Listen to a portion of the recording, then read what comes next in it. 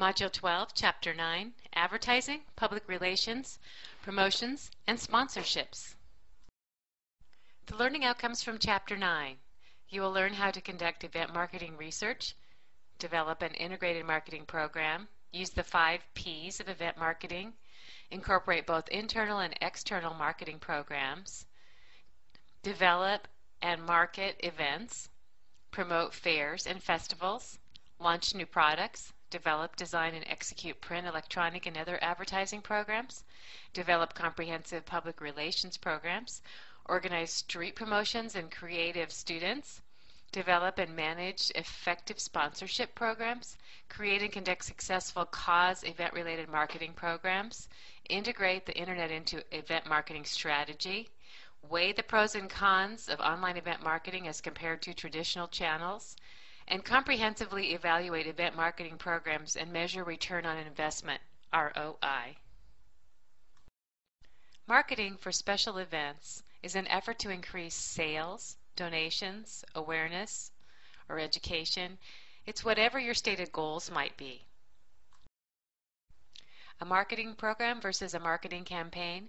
A marketing program may include several different campaigns. So the marketing program is bigger than the campaign, targeted to different market segments.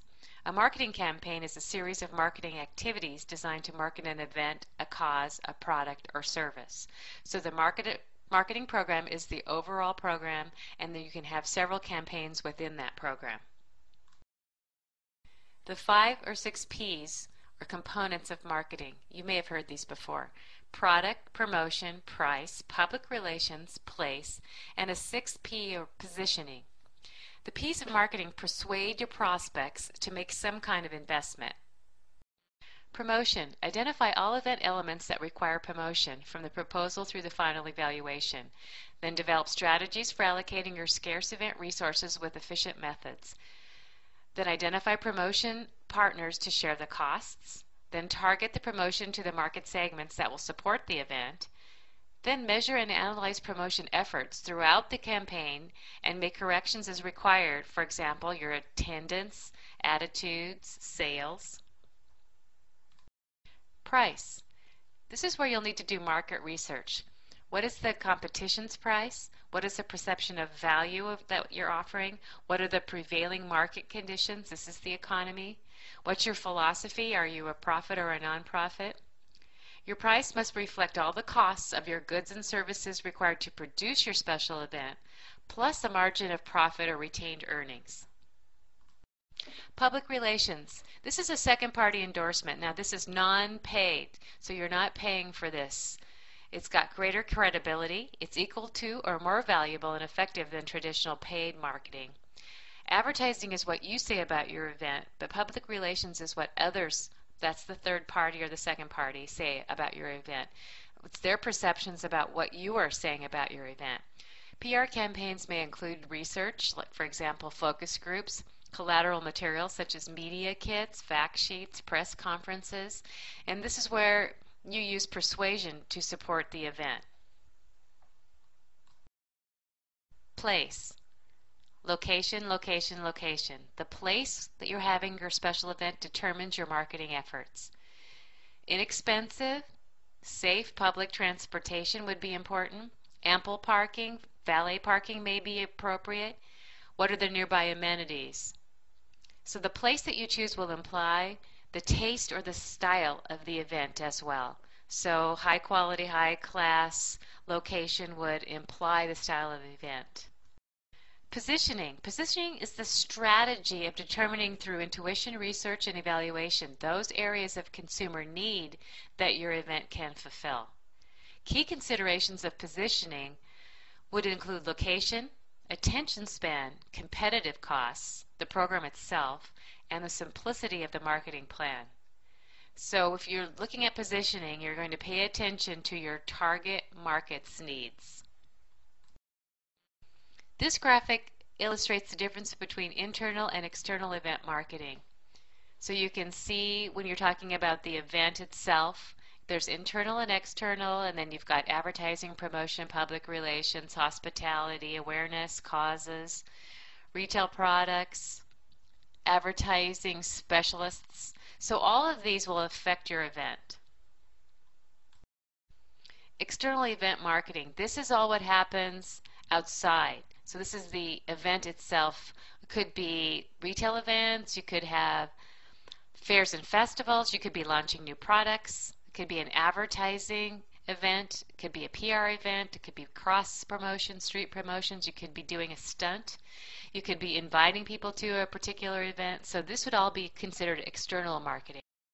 Your external marketing would be your marketing thrust, and also an external marketing would be your event sponsorship.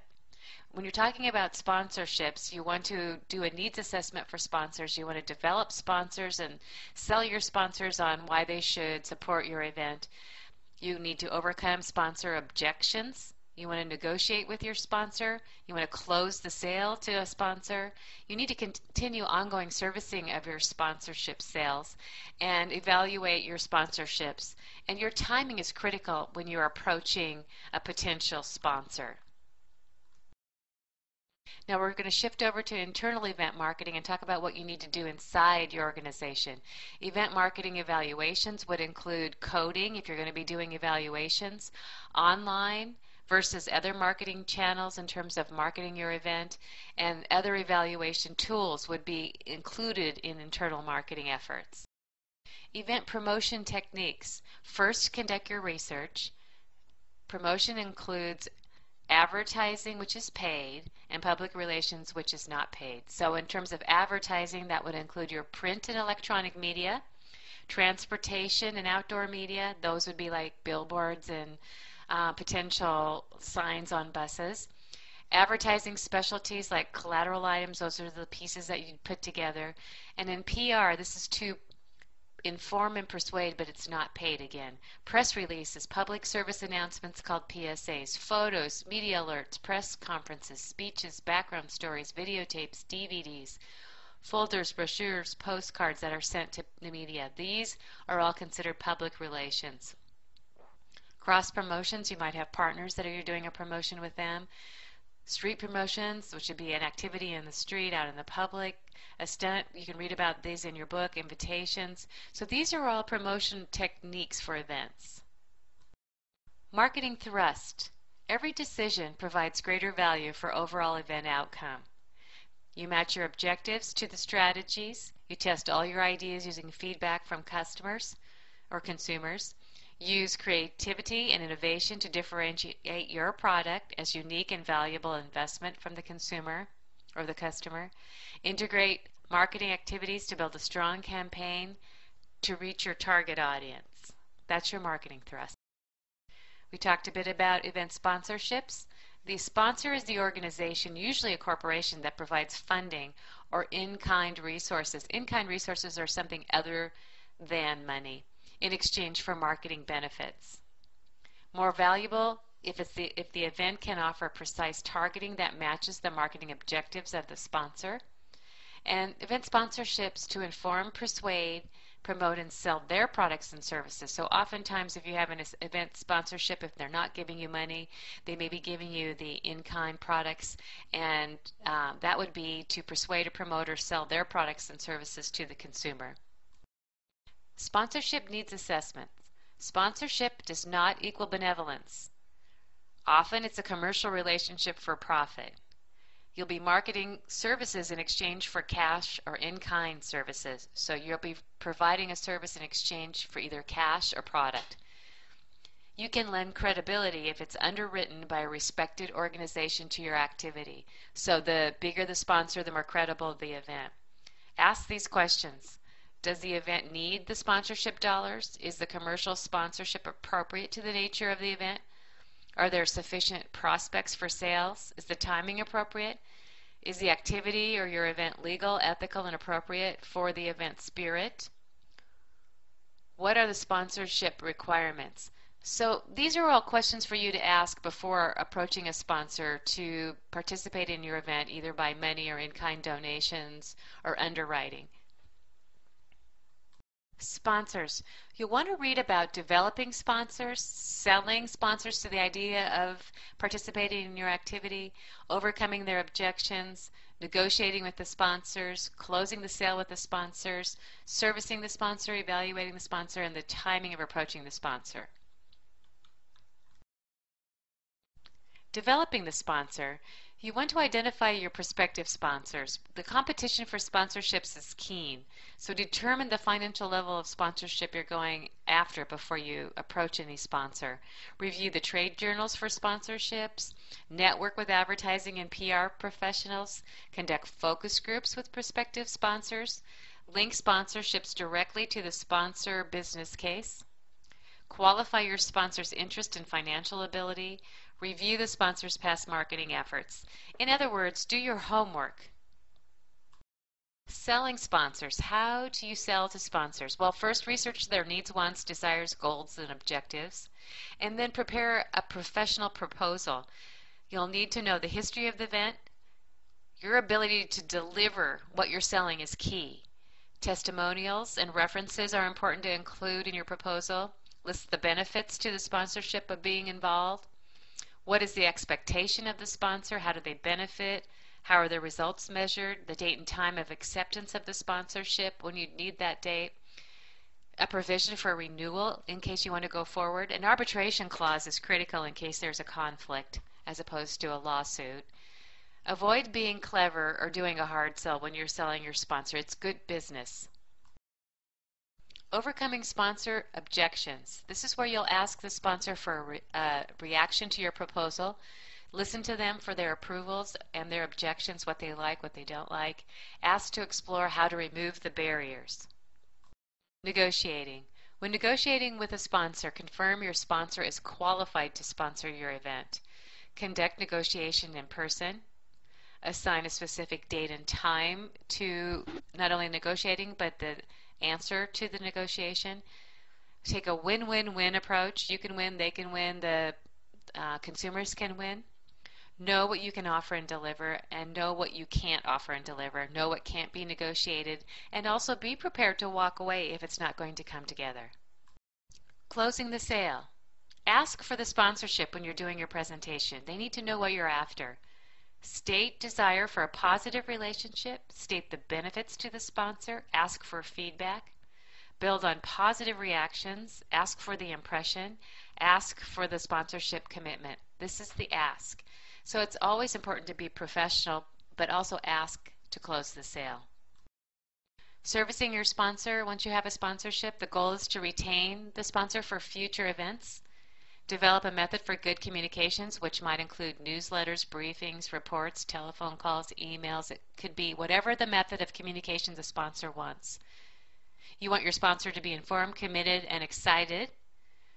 You want to learn of any hidden agendas the sponsor might have. You want to deliver what you promised. And you always want to exceed expectations, if at all possible. Sponsorship evaluation. Know how in advance to measure your success. Were the goals and the objectives of the event met? Was there a positive outcome? Was there increased awareness? Were there increased sales? How do you present success to your sponsor? You need to know how to measure this in advance before you can present it. Timing. Typically, a sponsorship development takes 12 to 18 months. Could be shorter, could be longer, depends on the size and the individual sponsor. Develop specific timelines with tasks. There's an example on page 347 of putting something like this together. And also be aware of market conditions, because market conditions will affect everything. Internet marketing. There's been dramatic changes and opportunities. Obviously, you're well aware of this. Email has a huge online impact. It delivers large numbers of messages simultaneously. It's inexpensive. You can confirm that messages have been read with receipts. You can do email reminders. Event websites are critical to almost every occasion. You can have a banner on your home page, a link to separate event pages, consistent themes to the event, meta tags in case you're searching you need to be able to know how to do that, or hire someone who knows how to do that. So when you're searching on the internet, your event will show up at the top. Links from one website to another. And be aware that you always need to be cognizant of online security. Now, internet marketing would include online registration systems, online evaluations, online blogs, and chat rooms. You can see the emphasis on the internet is obviously growing in specialization.